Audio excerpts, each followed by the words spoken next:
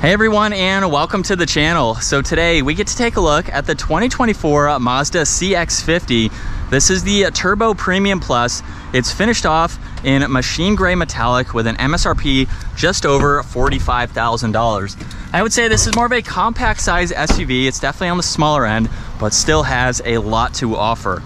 So we'll start off with what this is powered by. This is the 2.5 liter twin scroll turbo inline 4. It's paired to a 6-speed automatic transmission, and it pumps out 256 horsepower, 310 pound-feet of torque, sent through that all-wheel drive system, propelling this 3,900-pound SUV from 0 to 60 in 7.5 seconds. And as far as fuel economy goes, you're looking right around 23 miles per gallon in the city and 29 out on the highway. Now, as we work our way to the exterior styling, you'll notice we have a really cool grille surround for this, where the headlights and high beams are actually sunken in with the 3D design that this has. Now, it wraps around a very uniquely shaped grille, along with the Mazda badge in the middle, finished off in chrome. There's a forward-facing camera, and then plenty of cutouts with a cool two-tone design for the mesh itself. Now, for these housings, there's the high beams, the DRLs, and the headlights. Turn signals are actually mounted in the lower section, where there's also a small cutout just to help blend those in nicely. There's all the parking sensors, sensor for the adaptive cruise, as well as more cutouts and grille shutters, and then more inlets on both sides and some nice lines coming down the hood. Definitely a distinctive look. You know that this is a Mazda just from that front end design. Now, this has a very nice set of two-tone 20-inch wheels. There is plastic for the fender arches as well as the lower side skirt. It's in the lower section of the bumper too, so it wraps around very nicely. Now, this does have power folding side mirrors. They're gloss black. There's a turn signal and a camera.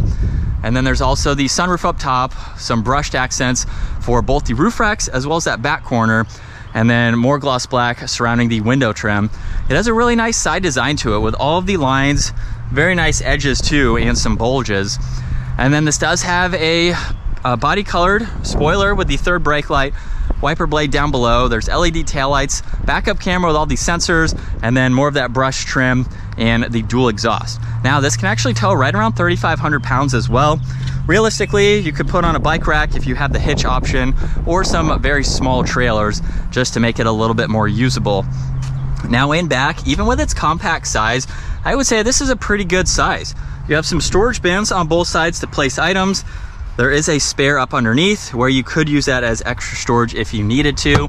And you can even fold down the back seats from back here. So that makes it very convenient if you have some larger items that you need to put through. And then two buttons up top, you can close and lock the vehicle.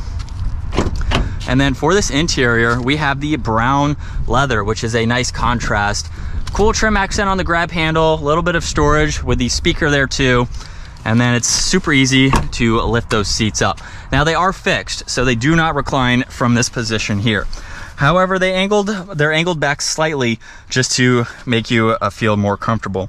Now, I have plenty of room down below. These are even heated seats. You have some auxiliaries with your climates, and then your armrest with two cup holders right in the middle there.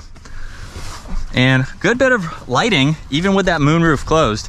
Very open for those back passengers.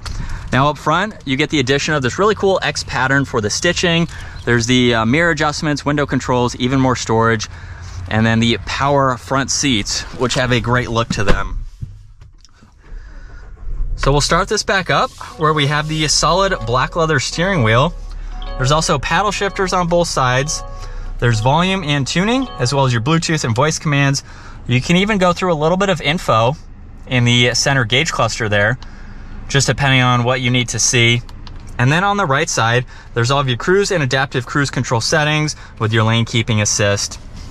You have a lot of controls on this left side. For your memory seating adjustments, power liftgate, you have a safety sense that you can turn on and off, along with your engine start stop. There's traction control, parking sensors, and then a view button for that 360 camera system. So you can quickly pull that up. If I put the vehicle into reverse, you can even change what you would like to see, forward or rear facing camera there. Now, this does have a head-up display, so it shows miles per hour and the speed limit sign. And then for the rest of the information for that infotainment system, it's not touch screen. So you have these 5 controls down below that you can use to further go through this information. It's not too confusing to use once you get used to it. It's fairly easy to be able to get through all of this information. You have Apple CarPlay, Android Auto as well, which is nice. You can go over to those and pair your phone if you need to. So it gives you what you need to drive this every day. Now, all of your climates are laid out very well. There's your fan speed, temperature. You have heated and ventilated seats along with the heated steering wheel. A little bit of storage with a 12 volt down below, as well as 2 cup holders. And then just to look at that backup camera again, you can also shift using the shifter itself there. Now there's 3 different driving modes. You have sport, normal, and off-road. And then e-brake, auto hold, your power and volume, as well as tuning, and a favorites button. And then there's also wireless charging. It's hidden behind the armrest there, so you can gain access to it, and of course gain easier access with this open. There's auxiliaries down below, good bit of space, and then the glove box there with even more storage. Now there's garage door buttons up top. You have your dome lights along with your sunglass holder, and then the controls for the sunroof and the sunshade. And here's a look at visibility from the driver's seat. It's actually pretty easy to see over both sides. And in sport mode, second gear, here we go. And with a mild acceleration, like I mentioned earlier, definitely has a good get up and go to it.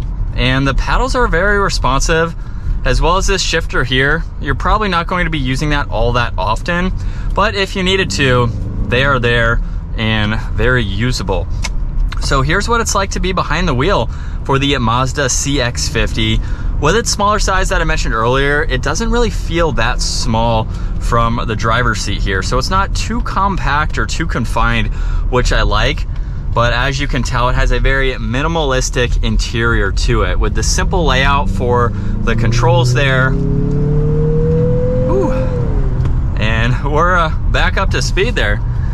But it's nice. If you're looking for, like I mentioned earlier, more of that simple side, it gives you that easy to use technology, and it gives you a lot without going overboard or a million different settings here and there. So it's a good driver's car just to go from point A to point B, but to be able to use what you would like to at the same time. You have a good bit of space for drinks, especially with those controls there, so it doesn't really hinder being able to use those.